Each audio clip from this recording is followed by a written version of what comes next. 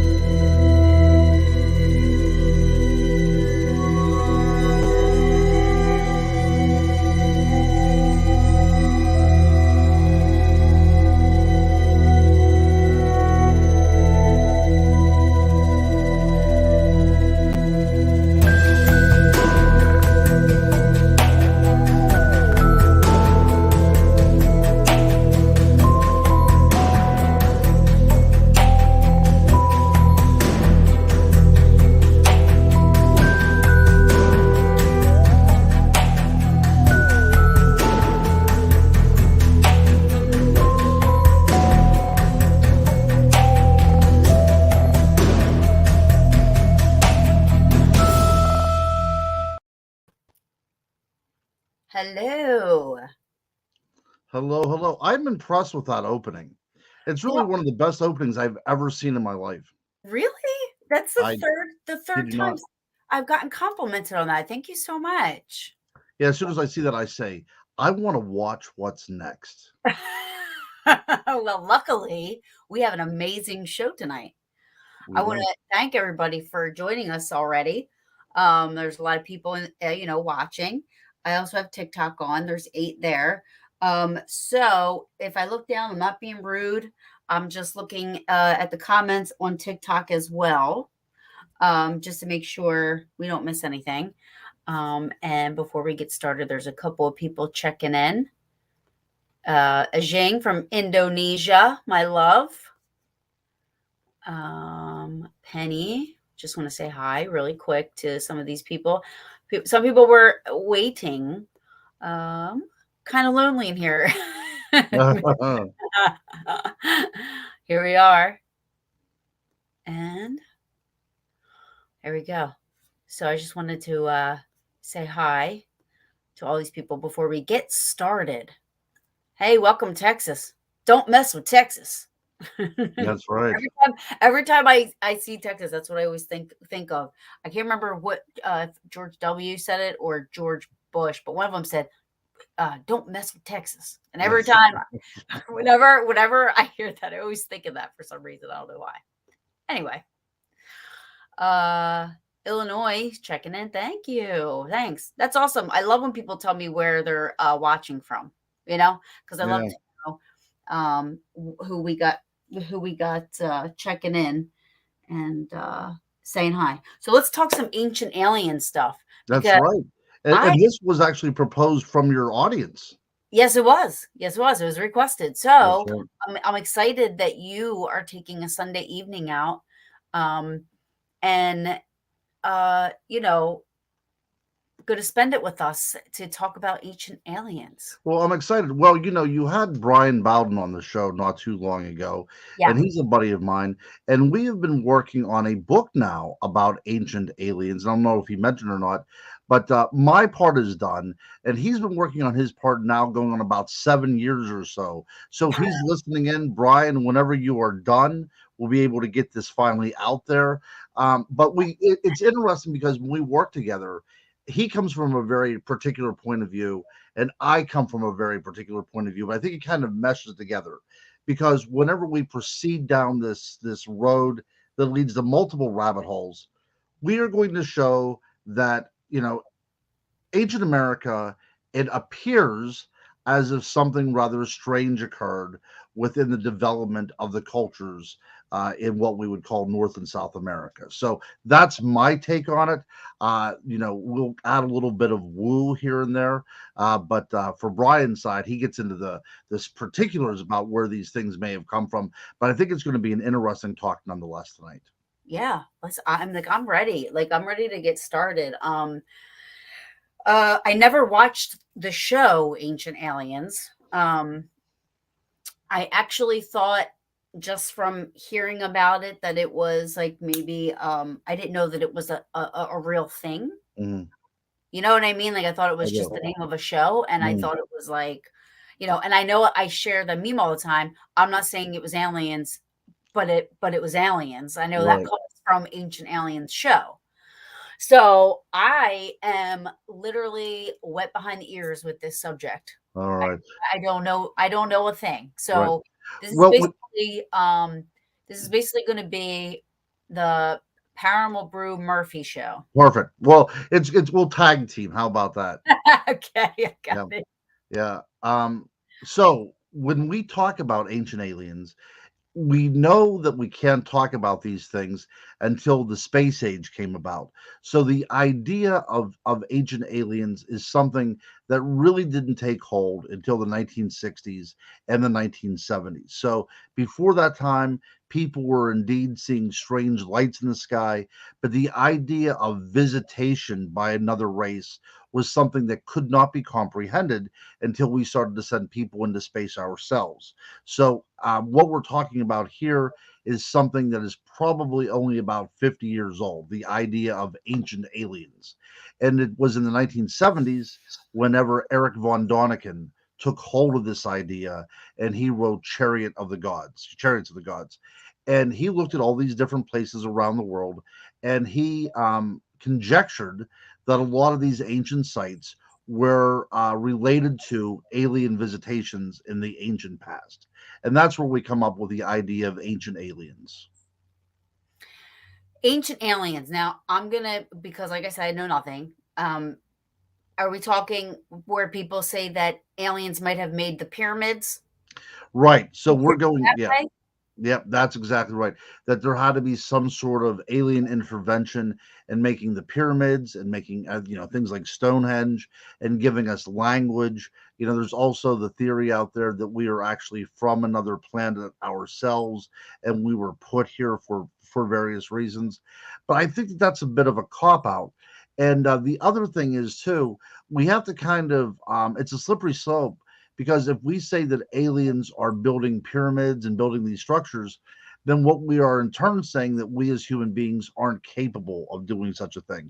So I don't like to ever go down that line. And from an anthropological point of view, that's not very good science either, because we have been anatomically human for about 200,000 years. So if we would go back all that time, back whenever there was mammoths roaming the land and there was giant birds flying about and saber-toothed cats, the reason we were able to live through all of that and survive, an ice age and get to where we're at nowadays is because we have had this same brain within us for a long time, about a quarter of a million years. So everything that we're able to do today, all the things that we could imagine and think up, our ancient ancestors were able to do the same. Now, we didn't have the tools with which to do it, of course, but we had that imagination and we had a skill set there as well.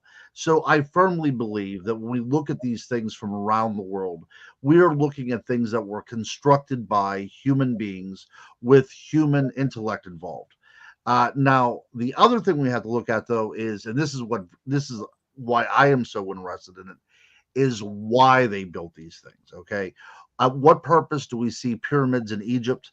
Why do we see ziggurats in places like Iraq and Iran? And we also see them in Central and South America. Hold on, what did you say that was? A ziggurat. It's like a step temple that goes to the very top, and there's a flat space up on top. Okay. So yeah, those things are seen for instance, the Tower of Babel was probably a ziggurat, something like that. But it was constructed for ceremonial purposes. The idea was, and this is very interesting too, when we're talking about this stuff, the idea was that you could ascend these steps to get closer to the gods who reside in the sky above us. And at the top there was a flat area for communion with the gods and for sacrifice to the gods. And not only do we find that in the Middle East, but we also find that in a very odd place, in a place called Carbondale, Illinois, right across the Mississippi River from St. Louis, Missouri. We have something there called Monk's Mound, which is probably started to be built some maybe around 1300 AD, but it looks remarkably like the ziggurats that we find in the Levant area and in the Middle East. So that's my thing, Terrence. So In I Illinois? what And you said that was in Illinois? it is Carbondale, Illinois. It's a UNESCO heritage site, so you can go visit it right now. There's a lot of different mounds there. Some of them contained burials in there as well. And around this thing that was called Monk's Mound, which has a greater footprint than the Great Pyramid of Giza. It's an incredible thing built solely from by hand by filling up you know piles of dirt and piling it up.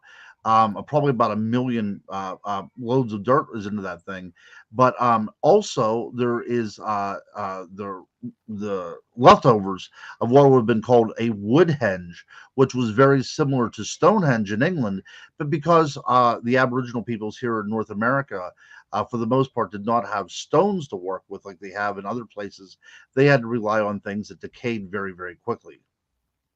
Right. Yes. Yes. And so, yes, so Charles, that's exactly correct. So, as Yeah. we go down this rabbit hole even further, we have to understand that we are looking at, of course, this is a vast galaxy. And to think that there is no other life forms out there is a little bit presumptuous of us.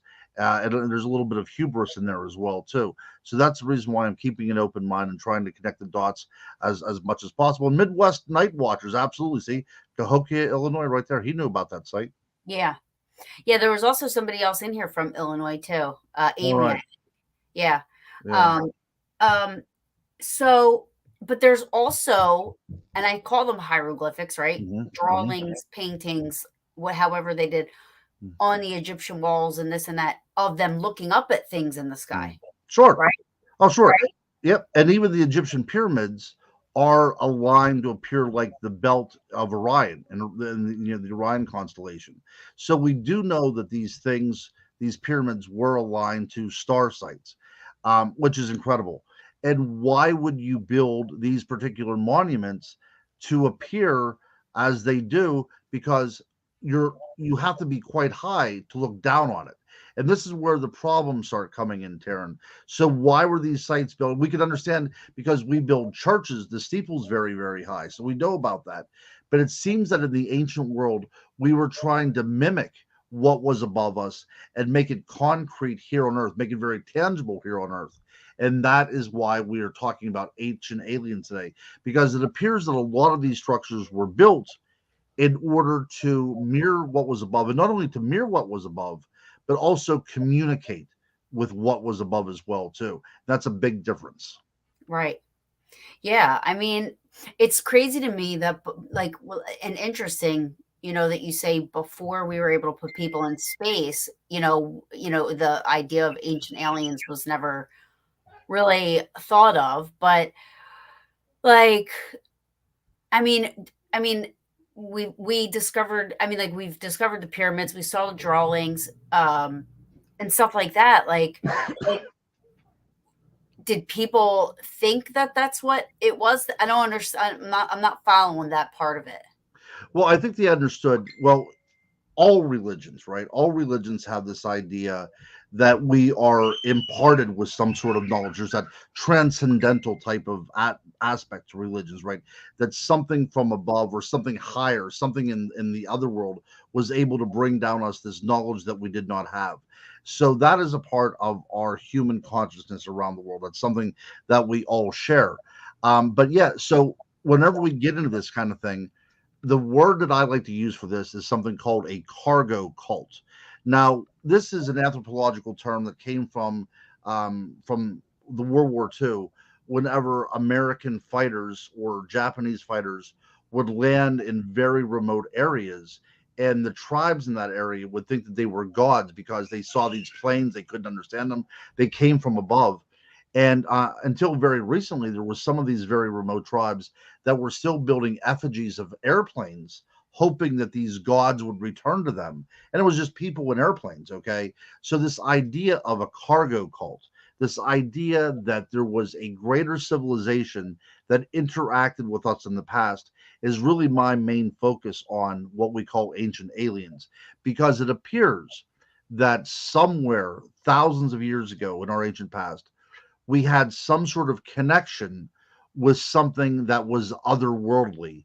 And that is the reason why we have the similarities in so many different concepts around the world. Yeah.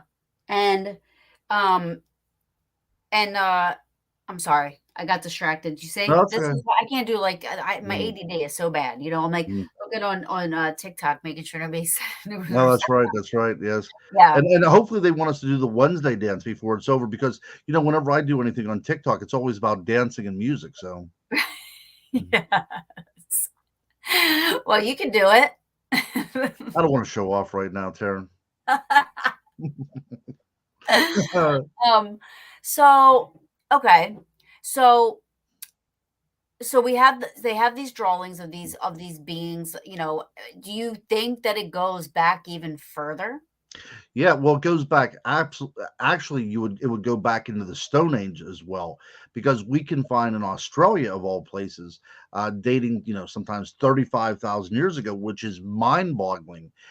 These creatures that were very anthropomorphic, except they had the very large eyes, the gray eyes that you would think of the gray aliens.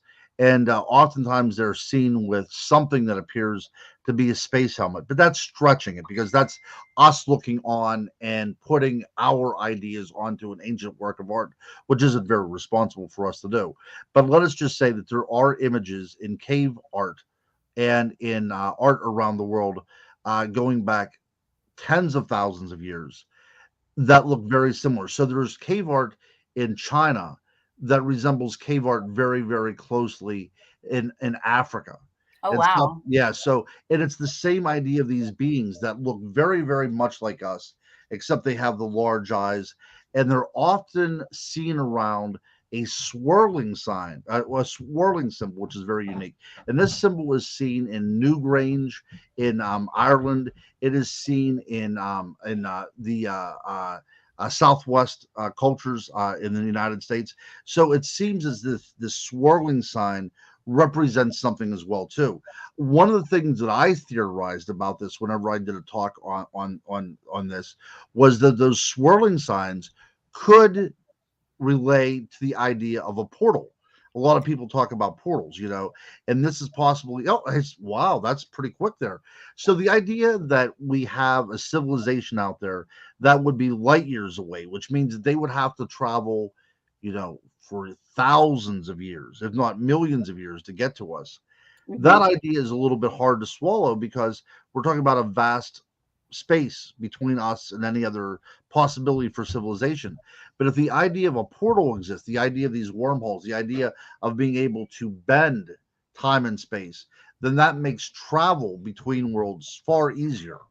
And these things might also not be extraterrestrial. These things might be ultra terrestrial. So, what we've mistaken for as aliens, something off our planet, may indeed be something that's within our world. We just don't simply don't recognize it.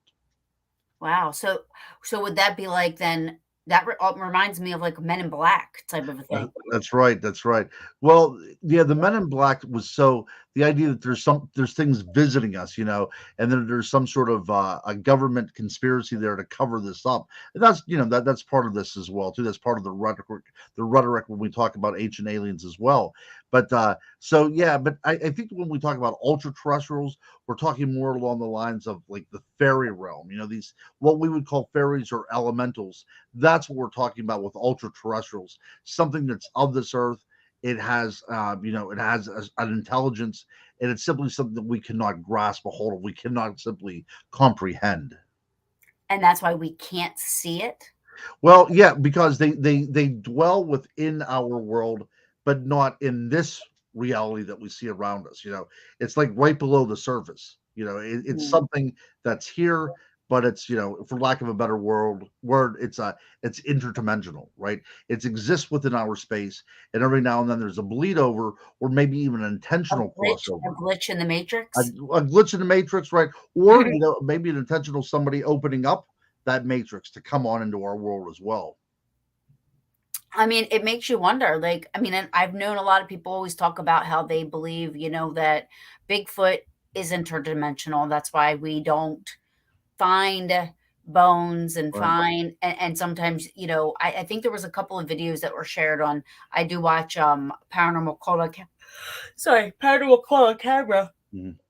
Um, and I also watch The Unexplained with Mhm. Shatner, who's like Sure. awesome.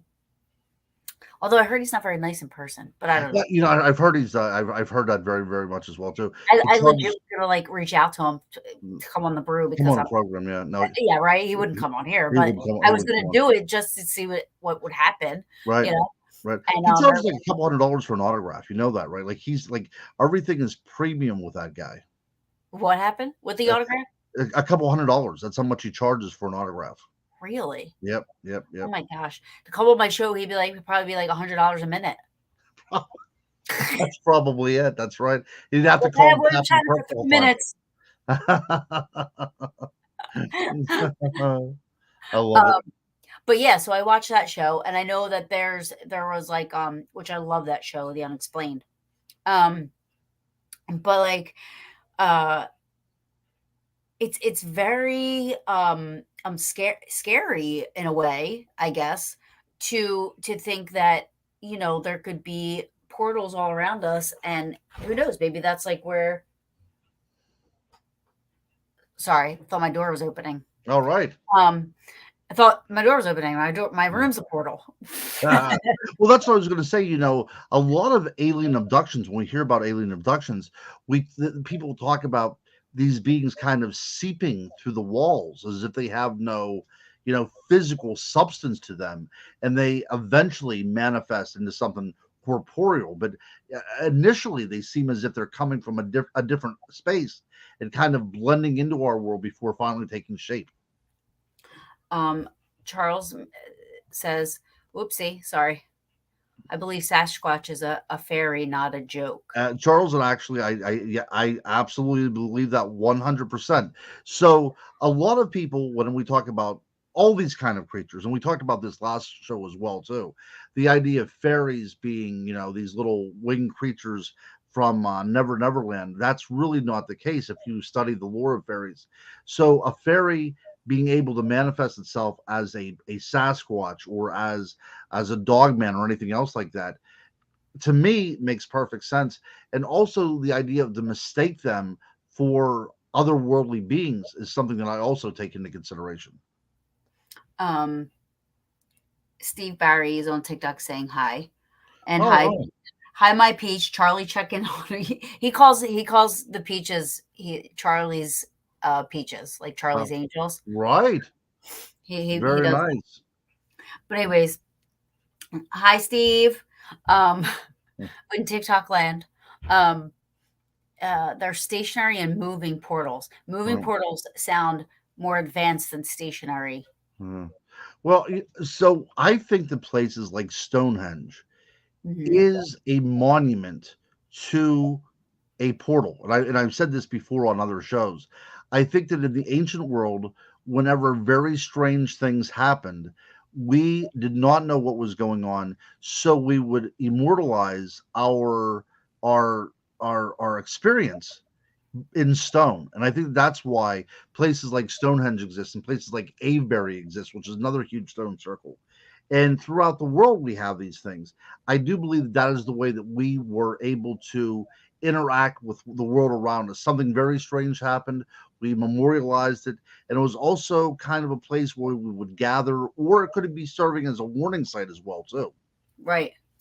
It amazes me because in one instance, like what you said was very important to take away the building of the pyramids and all that ancient stuff. Those big, huge, ancient, those huge heads where the heads Yes. are out of the ground and the rest of it's in the ground. Mm, mm, All that stuff, right? I mean, you know, it, you want to give credit where credit's due, mm. and because I know that later on in life, I know there was one guy, I don't know if he's still alive, but I watched a documentary about it where he actually uh, used he used no electrical tools, he used nothing like that, but just rope and Mm, stone and something else, and um put together structures, you know what I mean, as if like back in mm, the Egyptians or ancient times, it was not they were now mind you, the structures were not a straight edge 90-degree angled and perfect by any stretch, so when you think about it, you're like, yeah, okay, I guess a person could do that, but first of all, it would take an army and times 5,000 for the pyramids to like be completed, right? It would And have. I mean, you had to think about and then how like if they didn't have the tools we have today, you Mhm, know, how did they get those straight angles? How did they mhm, get them even completed? How did the Sphinx, like mhm, how did they, like and all of that stuff you think about it, the detail and the buildings and I mean even Pompeii, like back mhm, then, like all those civilizations mhm. that built these homes and stuff like that, like how things were just so. I mean, they're straighter than some of the buildings we have today. Right, there are places down in South America that we could not do it to this very day. We're talking about something that, is 7, 800 years old, that have the joints that are so tight that you couldn't even put a razor blade between them. Now, the other thing that we have to think about as well too, whenever the certain cultures built uh, in South America, for instance, and also we know the Romans did this as well too. They built with the idea that earthquakes might happen as well too. So a lot of these structures have a natural give to them, so they can shake without falling apart. Oh yeah, and they're just solid. Yeah, that's right. That's You right. know, I mean, even 100 years ago, you talk about we don't have the technology that we had back then, but Mm, you know, I'm walking through Civil War buildings that have been there that survived at the Civil War in mm, Gettysburg, but mm, just little small town, right? mm, There's a barn with a cannonball that had gone through it, and mm. it's still standing. Right. I wouldn't want anything to hit my house nowadays. It would take it out in three Yeah. seconds. And these It, are made by this is made by wood too. Think about that. I These are know, wooden structures. Yeah. and Yeah. how well things were built back Mm, then, that's right. um, because they're just not built like that anymore. Yeah. I mean, they aren't. Now it's about money. Hmm. How quickly can we get it built so we can make the money? That's They right. were they were doing things to survive. They were doing things for survival. They were doing things for, and correct me if I'm wrong, but they were doing things for the gods. You know what I Yeah. mean? They were doing things for things of that nature. It wasn't about making money. Right. Well, when we look at ancient cultures, we have to remember that there was no idea of a separation between church and state. Right. The ruling aristocracy was also seen as, the sons of gods, and that happened in the Roman period as well too. That actually fell away very, very recently. But the idea that they were building to honor not only a person, but they were also doing their not only their civic obligations, but also the religious duties as well too. That adds a bit of fervency to the work. Now, we know through the archaeological record that the Great Pyramid of Giza, which is one of the wonders of the ancient world that is still standing, only took about 20 years to build. That's mind boggling if you think about that. And we're talking about 8, 9, 10-ton stones that were Right. being moved into place, right? I think they had to put one in like one every 8 minutes, every 8 minutes for 20 years around the clock in order to get that up there. So, I mean, just the idea of getting that kind of group of people together, you could never comprehend why they would And do it. how much does it weigh? One of them?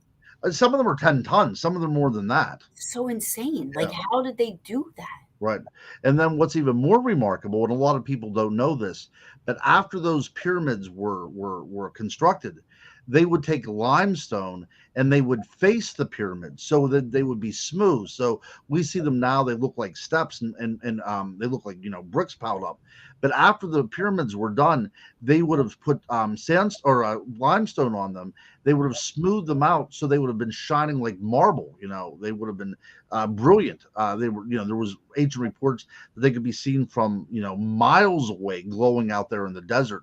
So what we see right now is just a brief little memory of what the glory of the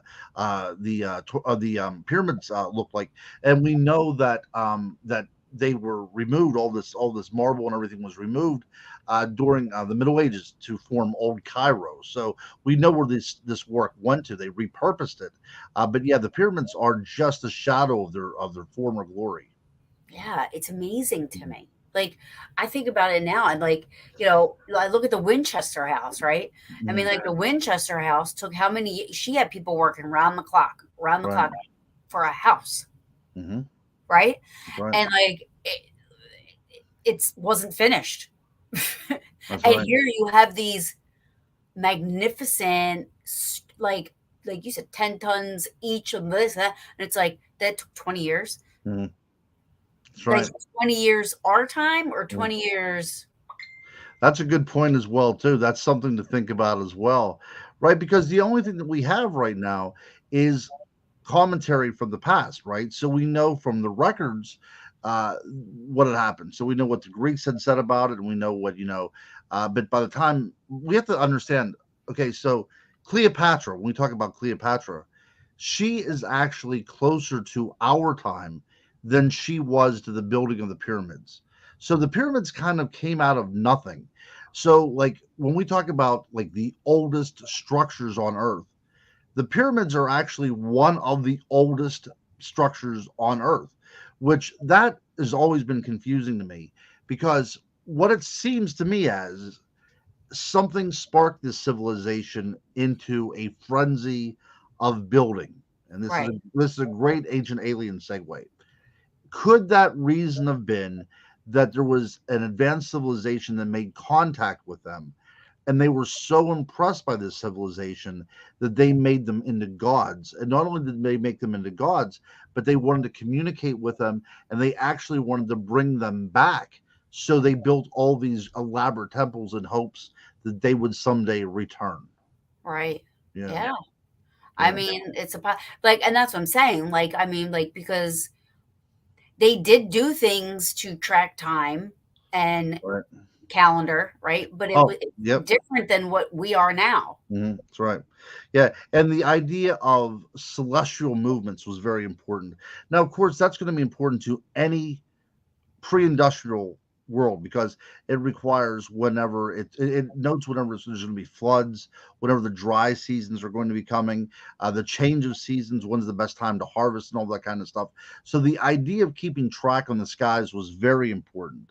But we also have to think that there might be an ancillary reason in this as well too, and one of those secondary reasons why they could have been so impressed by where these beings came from the skies above that also went into their mathematics, that went into their entire culture. That became a religion in and of itself because they had contact with another intelligent civilization.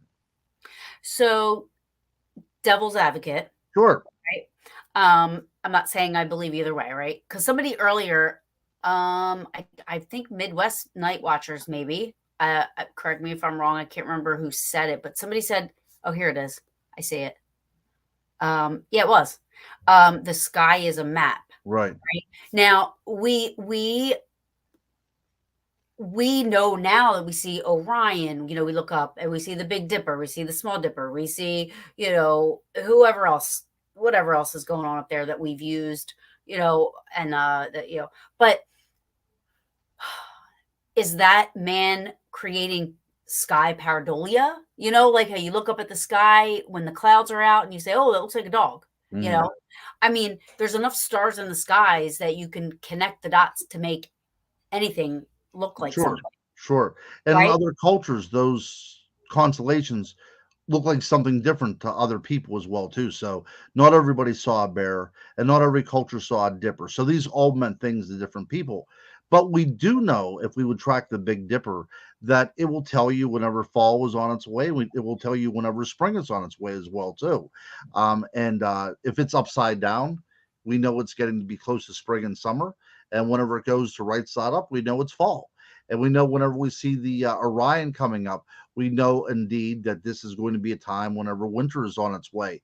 But that doesn't necessarily mean that these figures that we based um, these constellations on could not have been a visitation by aliens as well too, and they projected that into the sky as well.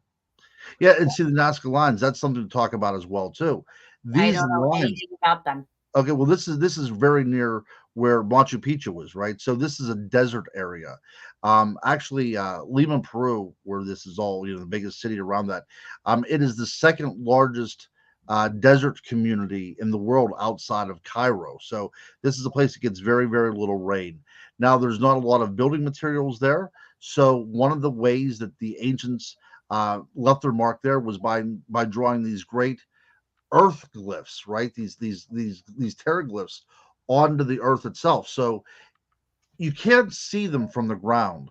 And they've only been recently discovered, I think it was in the 1920s or 1930s, whenever somebody was haphazardly flying over and they saw these images in the sand. So we have like a giant monkey, we have a giant a hummingbird, a spider, all these kind of various images that can only be seen from above, which is extremely interesting. Some people say that it leads to water sources, but that doesn't make much of a sense because you could not see it from standing down, right? All right. Now, another little interesting bit about this as well, too, on the side of one of the hills in Nazca is a being. Again, large head, large eyes, looks very much like what we would call gray, looks very much like the images that we see around the world of these other figures. Hmm. Yeah, yeah, Yeah, astronaut. yeah. Yeah. So that is one of the biggest conundrums. Science has been trying to give an explanation. Some people have even come up with the idea that the Aboriginals in that area were somehow able to make balloons that they were able to fly above and look at the land below them. That doesn't make much sense to me. We have no evidence with any historical record whatsoever. So what appears to have happened is, for whatever reason, out of nowhere, that they simply built these images on the ground so they could be seen from very high above. Now, Von Däniken, who wrote *Chariots of the Gods*, he likened this area to an airport with the various runways. So, a UFO would be coming in for a landing, and they would say land on Hummingbird or land on Monkey Oh. or whatever. So yeah. Oh. Um, just so everybody know, Darren, I'm not ignoring your questions. I am going to put your questions up, but I want to just say about the uh, what Midwest said. Mm. The young kid in Canada discovered a new temple using sky maps. Like how why would you need a sky map to discover a new temple? Like, couldn't you just stumble across it? Yeah, but I think the one he's referring to, um, and if I'm not mistaken, this is the one that's either in northern South America or in Central America, because they were so influenced by the stars above. I think this kid basically took images of the sky above and kind of reproduced it in a particular area, and that's the way he was able to find this temple. Tell me if I'm wrong there, Midwest Night Watchers, because I could be. I try to keep up with this stuff as much as possible, but it seems like there's things coming out very, very quickly anymore. Yeah, that's what had happened. Yeah. So we know that the Aztec culture, we know that the Mayan culture, we know that the Incan culture was very focused on the stars. And we know this because they had, observatories, and they had a great knowledge of when eclipses are going to happen. And so that would be a great way to do things, because that kid was definitely thinking outside of the box. Because somebody said, as above, so too below. And I write that in a lot of my books whenever I deal with these kind of things, because it does seem as if they are mirroring what is above in order to make what is above manifest here on Earth. Okay. He's saying right. Hmm. Oh, too dense to explore on foot. I Yeah. got you. Okay. Yeah, there's things hidden around this world. I'm convinced that there's things hidden around this world, even in North America, that have been covered over with dirt, and they're just sitting there and nobody knows anything about them. I'm convinced there's many, many civilizations out there yet to be discovered. Um, there's three questions, but really quick. David Childers, thank you so much for sending the roses on TikTok. Thank you, thank you. I just wanted to say thank you for that. I apologize. That's okay. That's very nice. Some roses. All right. So Darren says, where do you believe is the most active for aliens besides Area 51, 52? Good. You know what? And I will follow this up with a question for him as well too, because that's a great question. And my question to him is, where does he believe?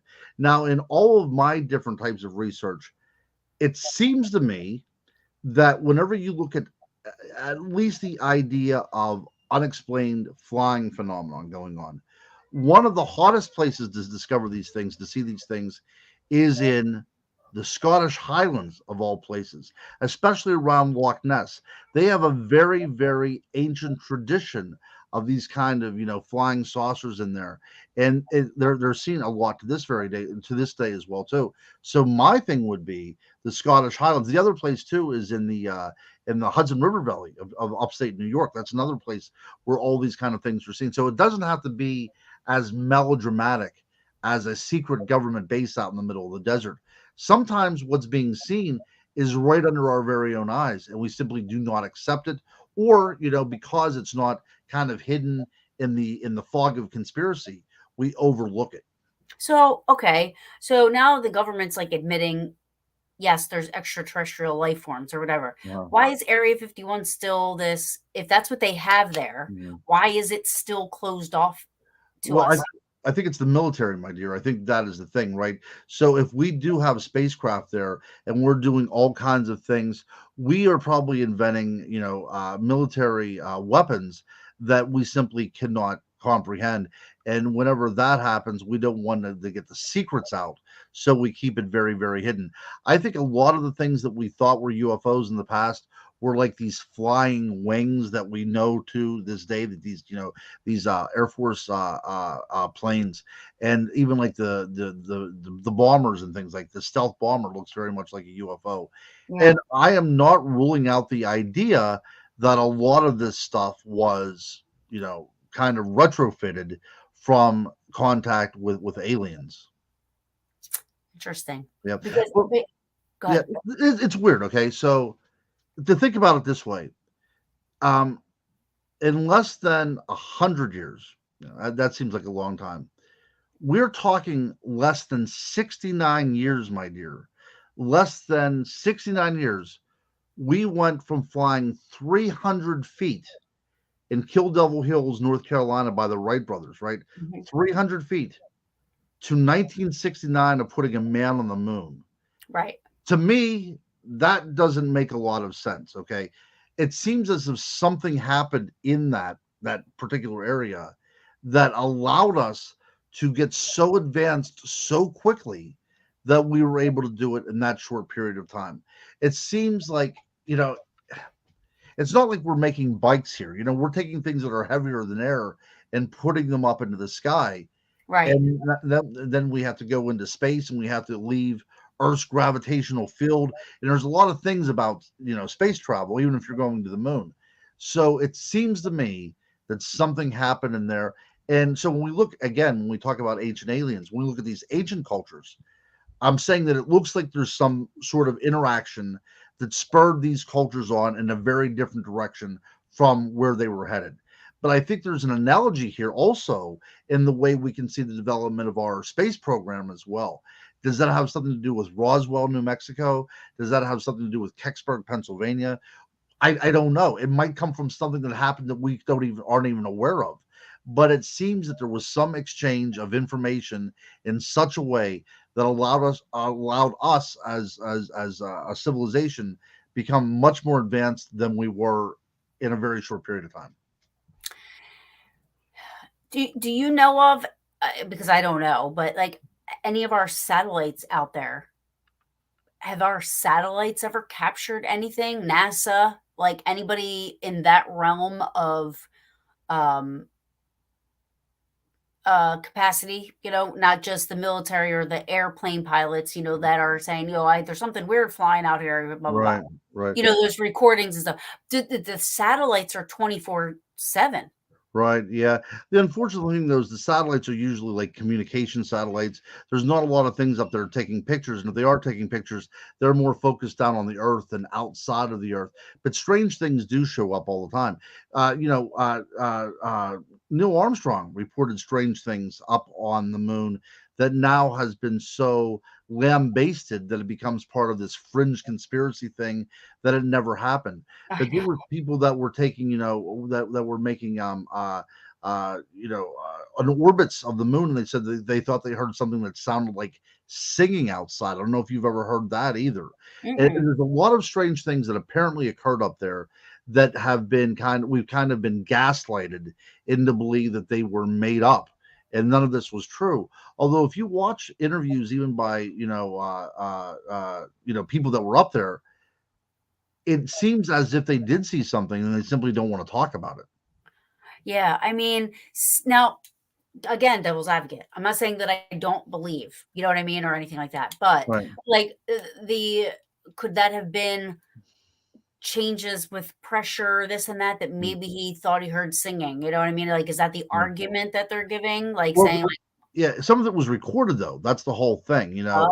uh, And the other thing is too, we do know that we there was some things seen on camera as they were going around orbiting the moon in order for landing, but that has also been kind of kind of shrugged away by saying that it was debris from the spacecraft itself. So we really don't know what happened because everything that we are allowed to look at is something that's released to us, right? They're just not going to take all the footage and just release it to us and say, have fun with it, right? They will, kind of bottle feed you and maybe, give you a teaspoon of this and a teaspoon of that, but they're never going to give you the whole enchilada at one time. So I right, think that what we have like to the do, JFK files. yeah, absolutely. That's still going on. That's exactly right. Exactly right. So I think that's what we have to deal with. And whenever you said you want to play the devil's advocate, well, I am too, because I'm not a 100% firm believer, like I said at the outset, that aliens visited this world.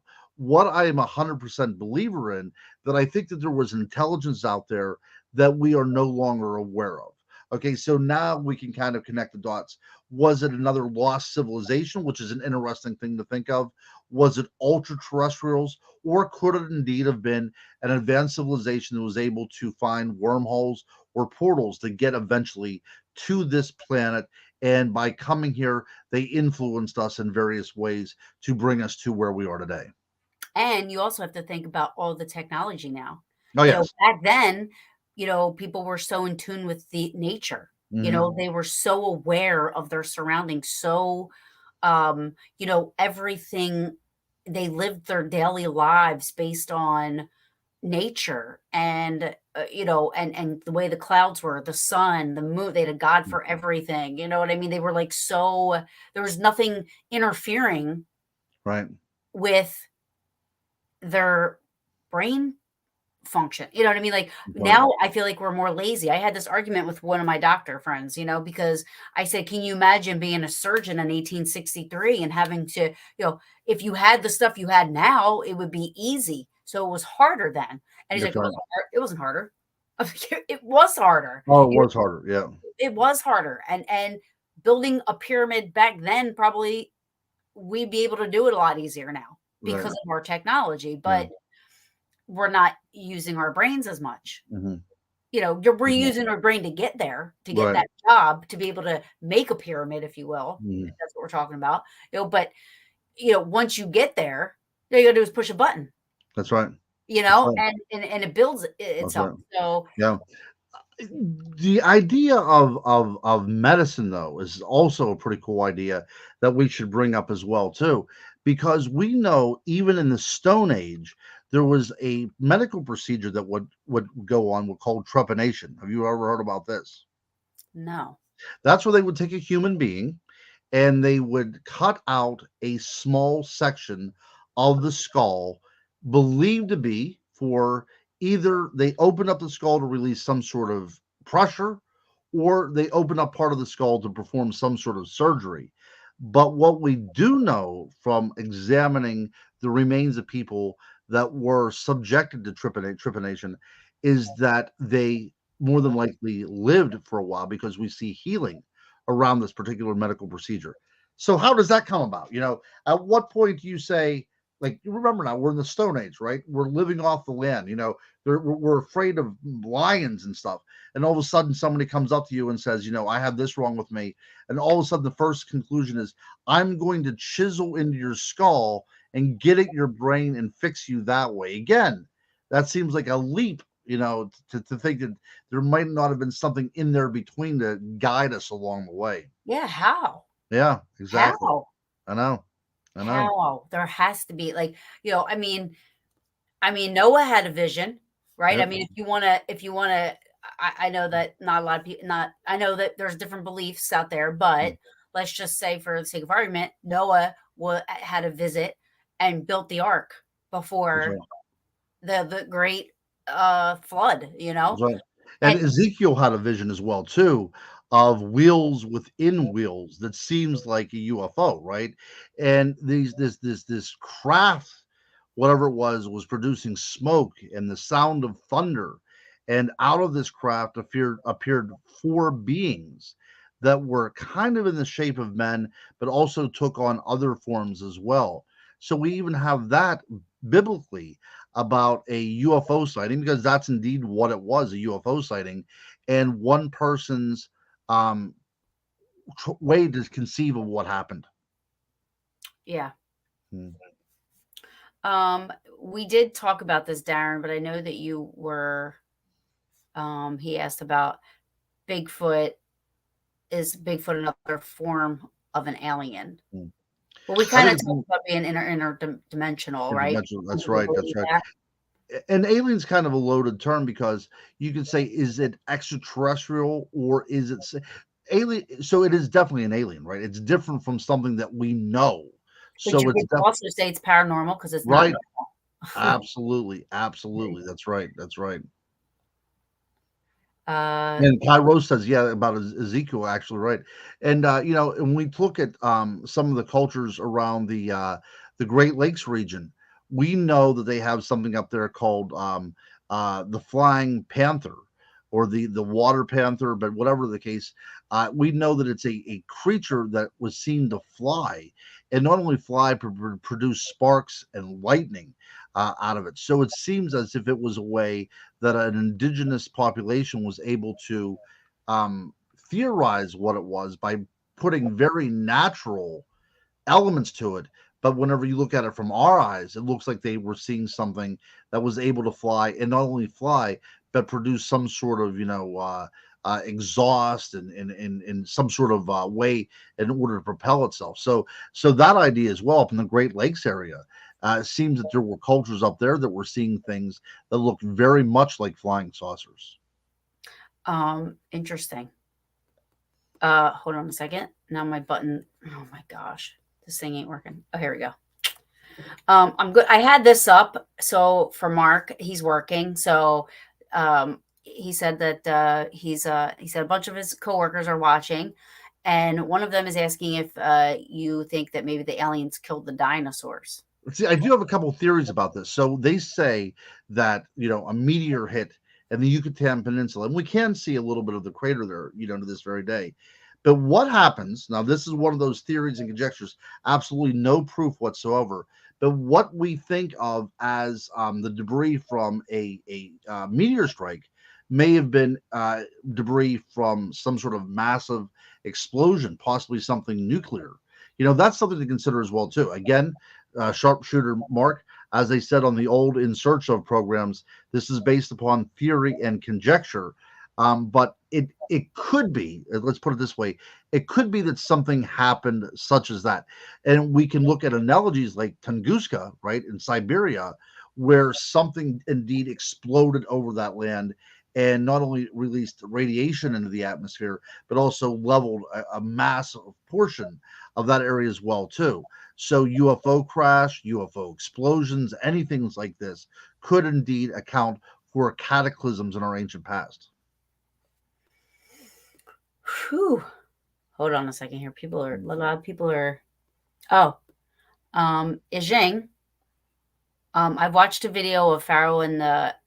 I get. Uh, how do you say that? Tutankhamun. Thank you. Mhm. That's okay. They researched about facial structure of Pharaoh, and is that Tut?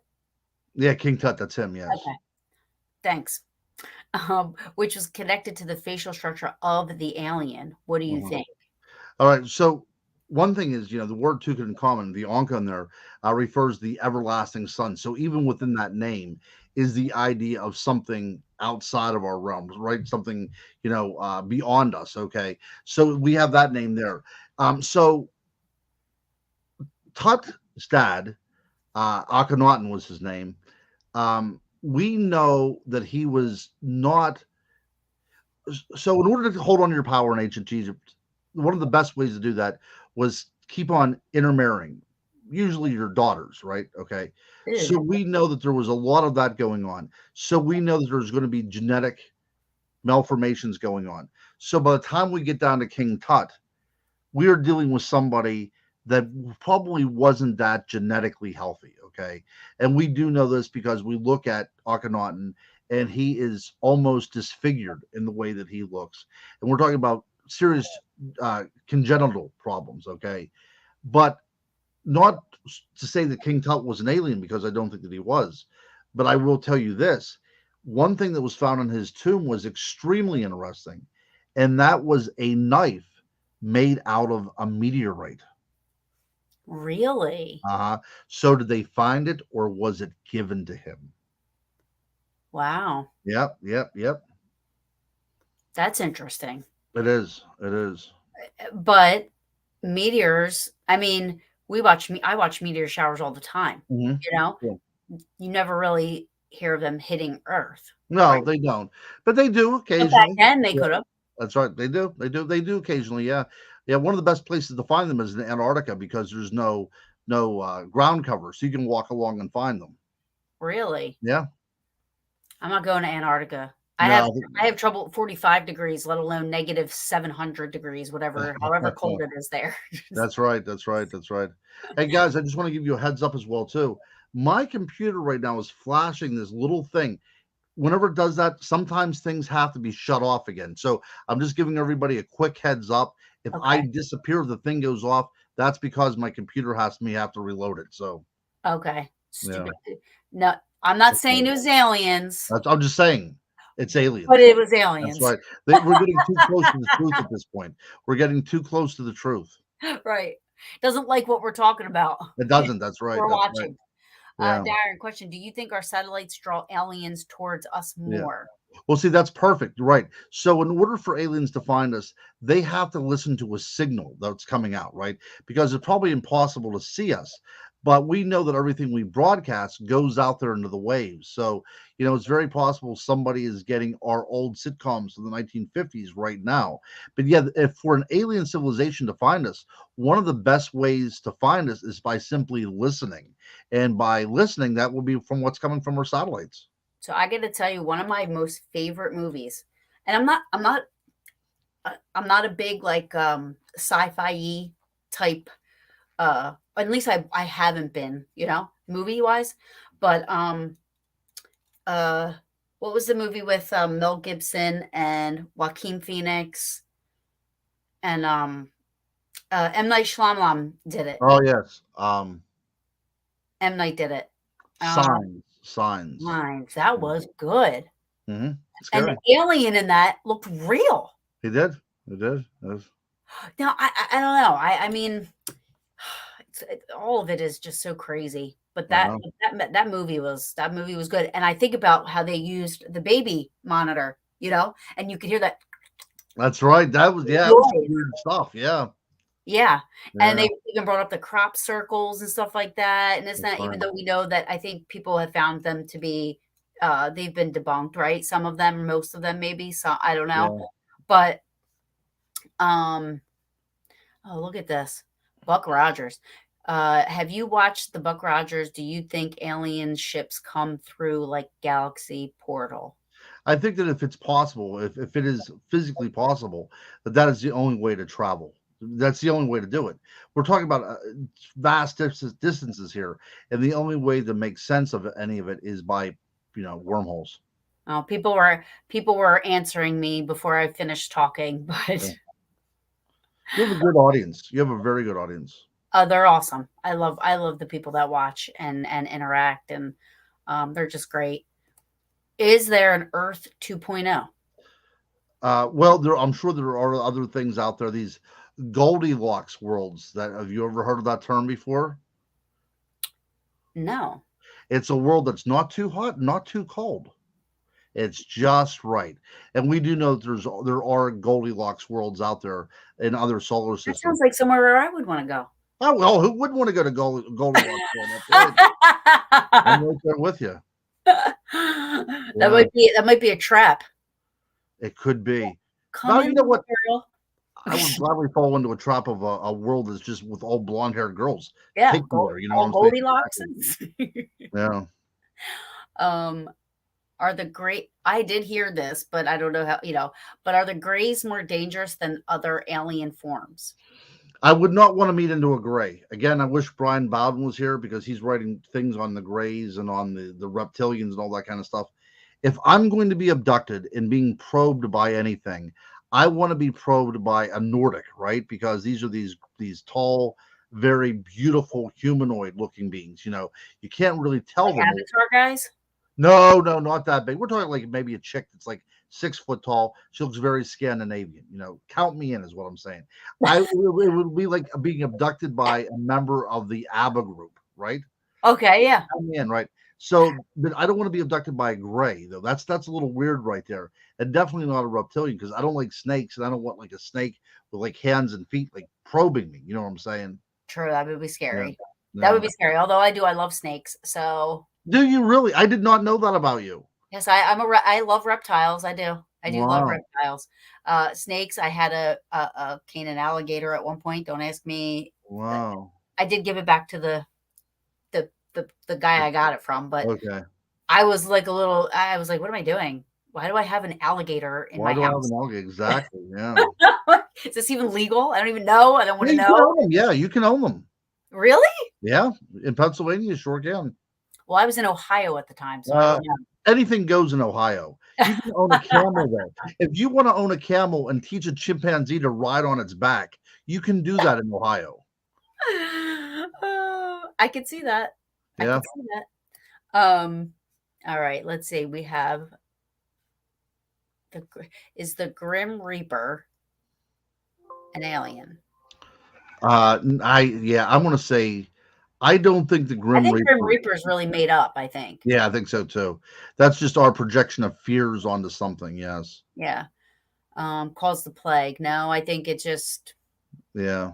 the plague, like I think that was just, human causing, to be honest with you. The bubonic plague. Yeah. Yeah. Those sweet little rats. But though there are other plagues, though there was plagues that struck Athens, back in the classical period, and nobody really knows where that came from. Oh boy. Um, I don't have no idea. I read that question too.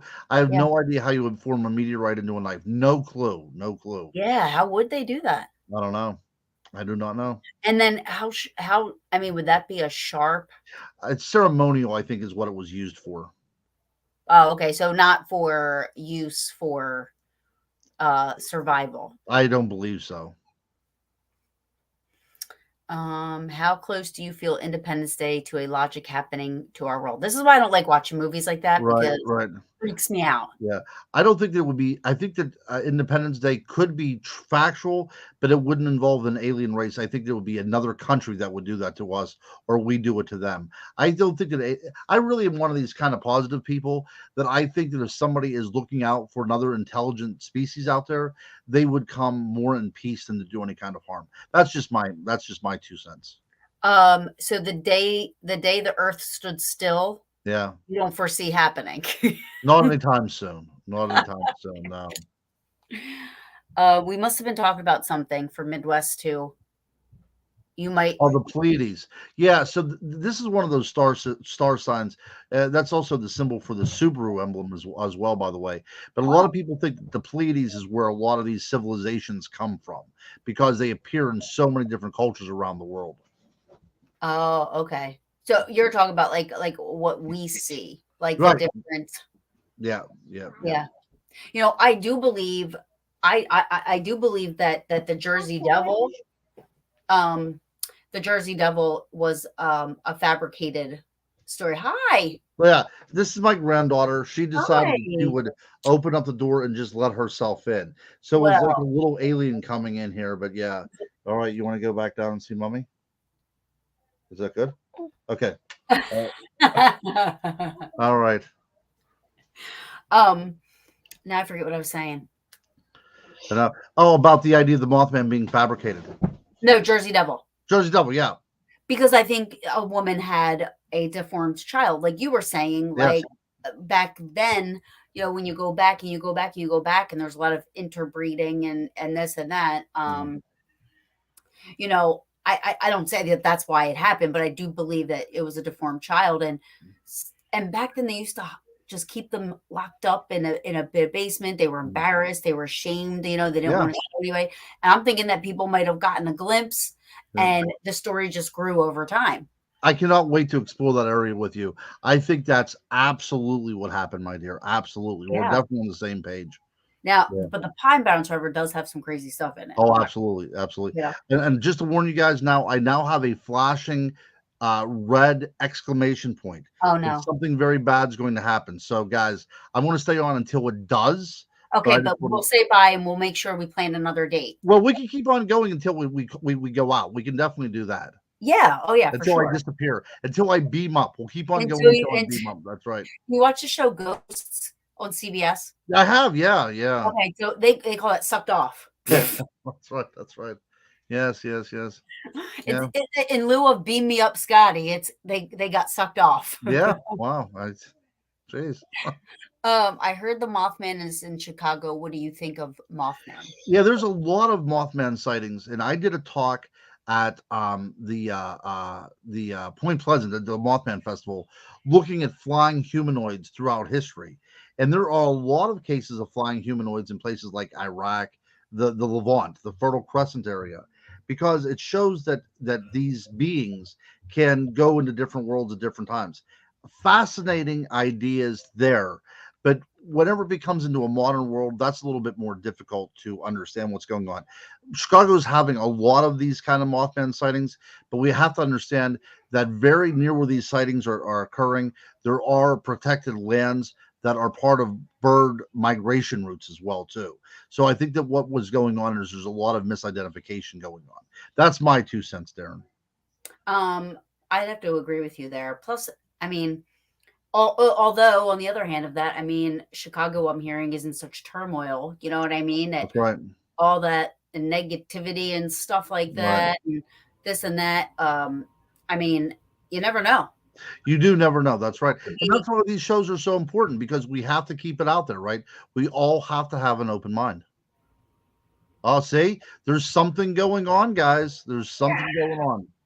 Midwest said there's an interactive map for Chicago Mothman sightings. Oh, right. Wow. Yeah.